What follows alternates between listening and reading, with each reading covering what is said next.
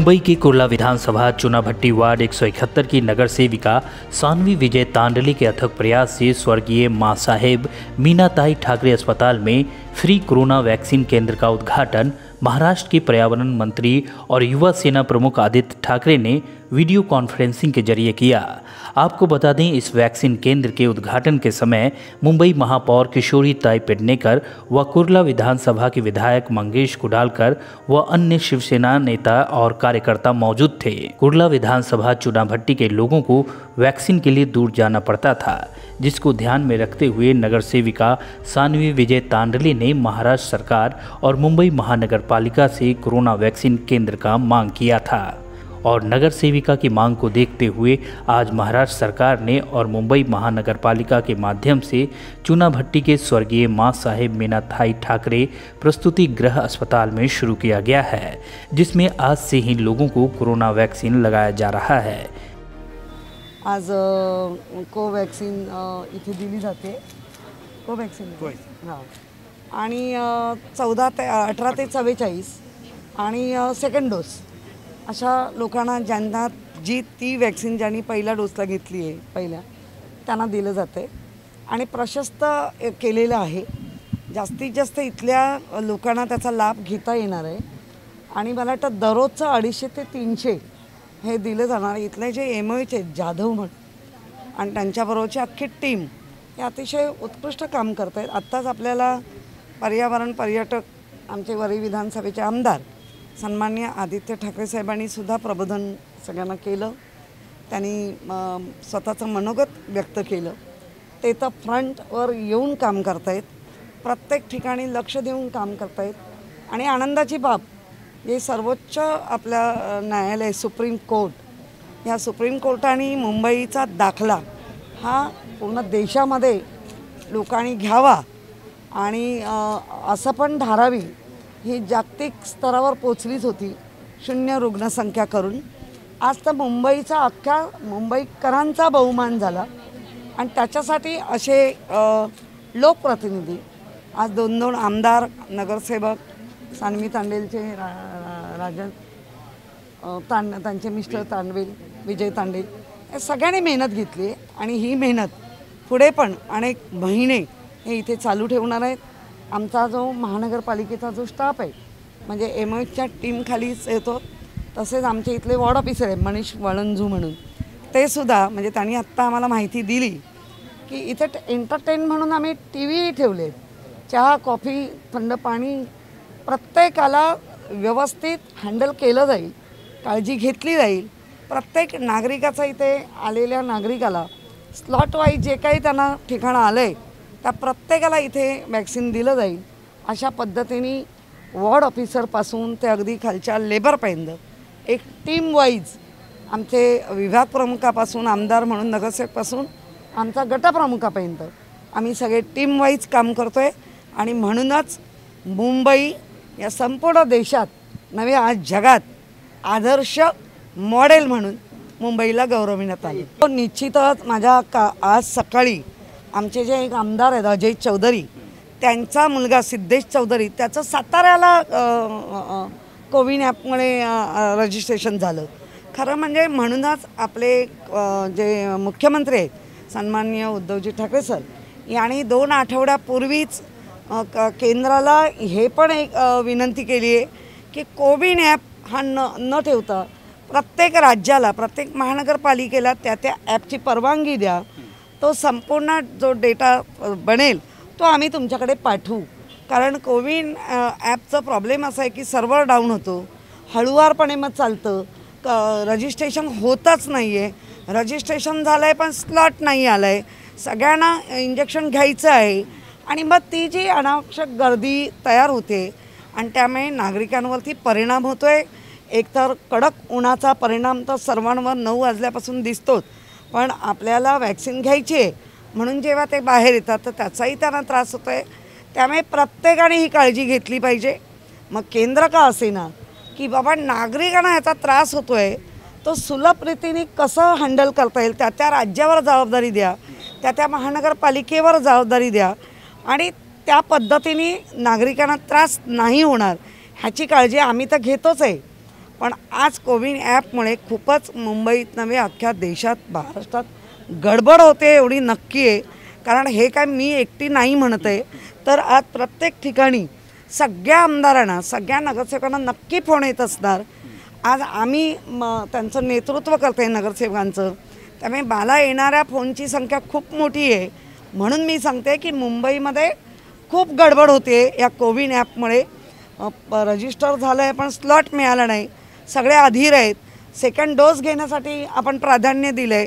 Second डोसला पण कालपर्यंत मी ऐकलं होतं रजिस्ट्रेशन, खरं ते असताच कामा नये, वॉकेबल असावं. ज्या जवळच्या सेंटरवर जाऊन सेकंड डोस त्यांनी घ्यावा. मग तो कुठला आहे, कोवॅक्सिन आहे की कोविशिल्ड आहे हे त्यांनी बघावं आणि त्यांनी घ्यावे. पण आता गडबड होते आणि नागरिक खूपच कंटाळले आहेत ह्या सगळ्या ह्याला, कारण त्यांना ते कळत नाही आहे नक्की हँडलिंग कुठून चाललं आहे. त्यामुळे तो रोष महानगरपालिका किंवा तिथे त्या सेंटरवर काम करणारा डॉक्टर किंवा इतर कर्मचाऱ्यांवर निघतो आहे, तो निघू नये म्हणून. आणि आम्ही आत्ता आमचा ॲपसाठी आजच आम्ही निविदा उघडले आहेत, ती पण परवानगी मिळेल तर आम्ही लवकरात लवकर स्मूथली चालेल असं आम्ही करणार. अजून मला माहिती मिळाली नाही, पण आम्ही मुंबई महानगरपालिका, आमचे सगळे आमदार, आमचे सगळे नगरसेवक लहान मुलांचे विलगीकरणाचे वॉर्ड, त्याचप्रमाणे व्हेंटिलेटर, ऑक्सिजन बेड, त्याचप्रमाणे लहान मुलं आहेत त्यांचा वेळ कसा जाणार, त्याच्यासाठी त्यांना लागणाऱ्या सामुग्री खेळाच्या ज्याच्यामध्ये इजा नाही होणार पण ते खेळू शकतात, अशा सगळ्याची हे 2-3 दिवसापूर्वीच आदित्य ठाकरे सरांनी आपल्या त्याचा बोललेले आहेत आणि त्याप्रमाणे त्यांनी सगळ्या वॉर्ड ऑफिसरांना कामाला पण लावलेले आहेत. त्यामुळे प्रत्येक वॉर्ड ऑफिसर, प्रत्येक नगरसेवक, आमदार ह्यामध्ये आता चालू होतं आहे. लवकरात लवकर आम्ही तेही करू की जेणेकरून लहान मुलांना जर विलगीकरणामध्ये ठेवायचं झालं तर त्यांना कशा पद्धतीने ठेवता येईल.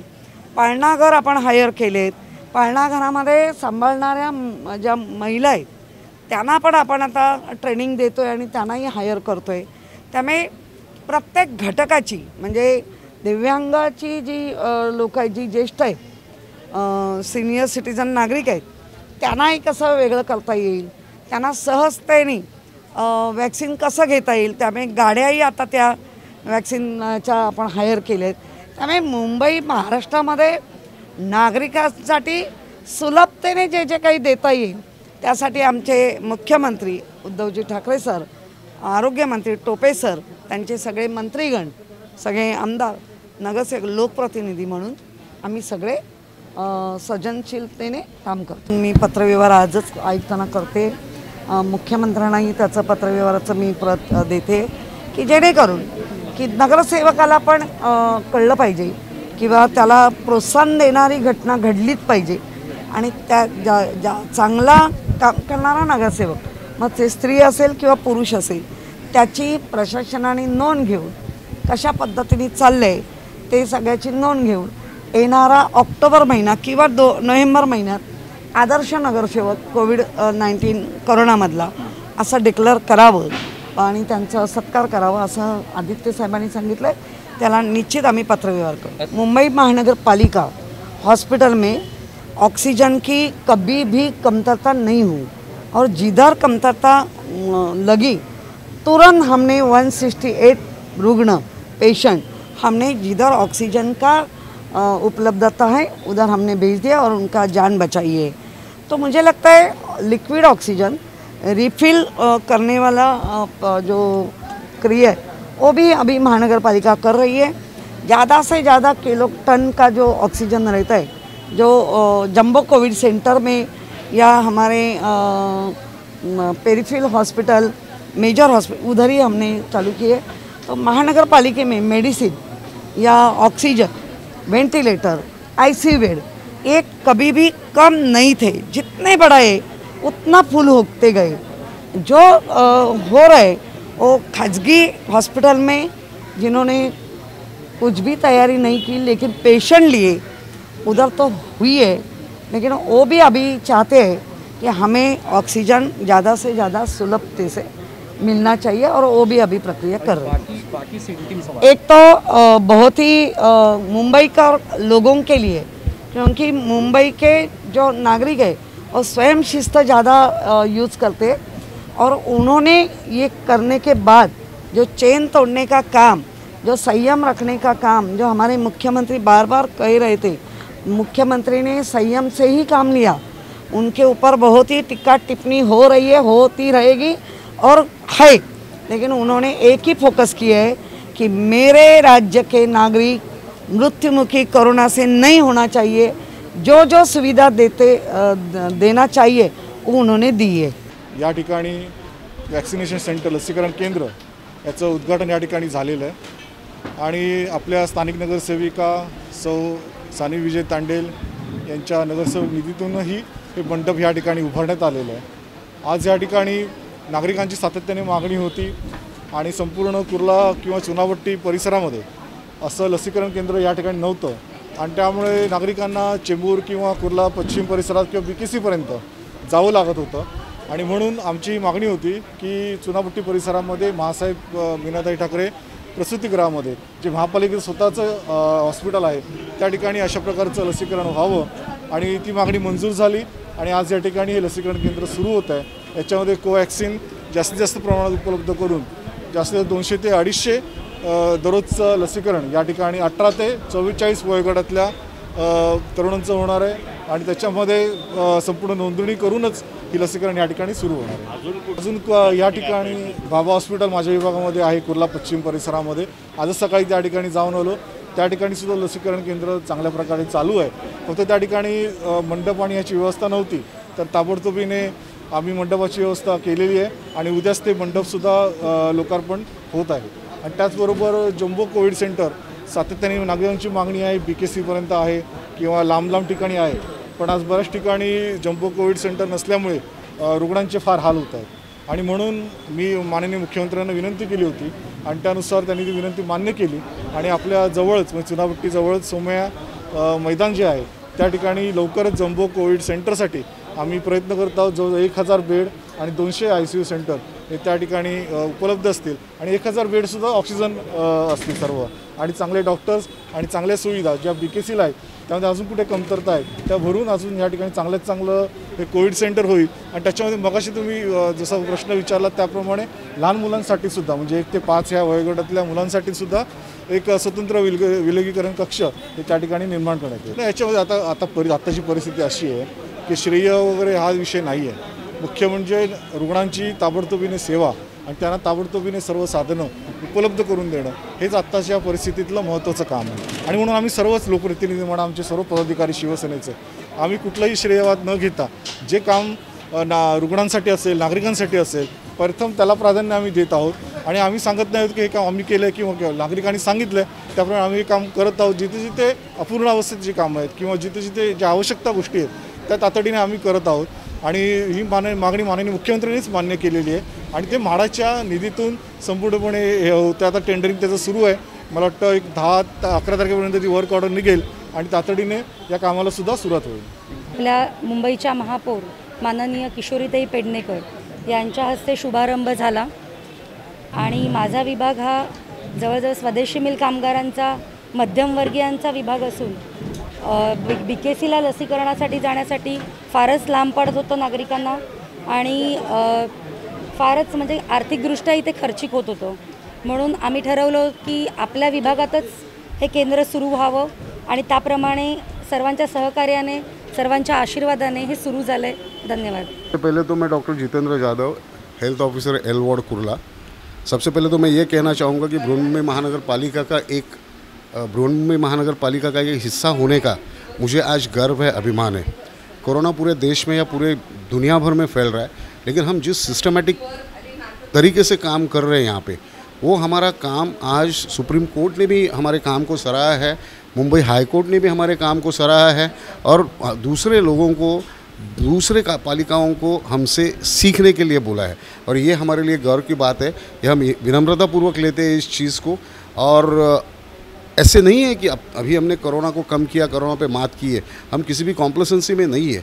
लेकिन एक चीज़ उतनी ही सही है कि हम कोशिश कर रहे हैं और कोशिशें कामयाब हो रही है, लेकिन हम कॉम्प्लेसेंट नहीं है, हम चुपचाप नहीं बैठे, हम नए नए तरीके ढूंढ रहे, नए नए तरीके से हम लोग ये कंट्रोल करने के लिए आगे बढ़ रहे। उसी के हिस्से के एक तहत जैसे कि हमारे आदरणीय मुख्यमंत्री उद्धव जी ठाकरे साहब ने कहा है, हमारे आदरणीय महापालिका आयुक्त चहल जी ने कहा है, और बहुत सारे एक्सपर्ट्स भी बोलते हैं कि इसके ऊपर मात करना, कोरोना को कम करना, कोरोना को नष्ट करना, इसके लिए ये जो लसीकरण जो है, वैक्सीनेशन, ये इसका एक बहुत अहम हिस्सा है। आज जो हमने देखा मेरे वार्ड में, ये पहला वैक्सीनेशन सेंटर किसी भी नगर सेवक के माध्यम से हो रहा है और मेरे पास 16 प्रभाग है और मैं आपको बोलना चाहता हूँ कि अगले एक हफ्ते के अंदर 16 के 16 प्रभाग में हम एक वैक्सीनेशन सेंटर एक्टिवेट करेंगे। मेरे यहाँ पे 2 बूथ है, तो 250 से 300 लोग मैं एक दिन में कर सकता हूँ। आपने बाहर अगर हुजूम देखा रहेगा, ये भी हमारी एक जीत है कि जो लोग पहले वैक्सीनेशन के लिए डरते थे, आज वही लोग भीड़ नहीं लेकिन कतार लगा के खुद को प्री रजिस्टर करके आज हमारे यहाँ पे वैक्सीन लेने के लिए खड़े हैं। जी, ये 0.0001% है। इसमें अभी हम ध्यान रखे हुए हैं, हमारा एनालिसिस अभी भी चालू है, लेकिन आज बच्चों के तरफ से इतनी डरने की कोई बात मुझे नज़र नहीं आ रही है। वैक्सीनेट करना है। मुंबई में अपने को अभी वैक्सीन जो आ रहा है वो थोड़ी कम मात्रा में आ रहा है। हमारा यही कोशिश है बार बार कि हम ज़्यादा से ज़्यादा वैक्सीन मुंबई में ला सकें ताकि अपनी पूरी मुंबई को हम वैक्सीनेट कर सकें। Bureau report, CNN news.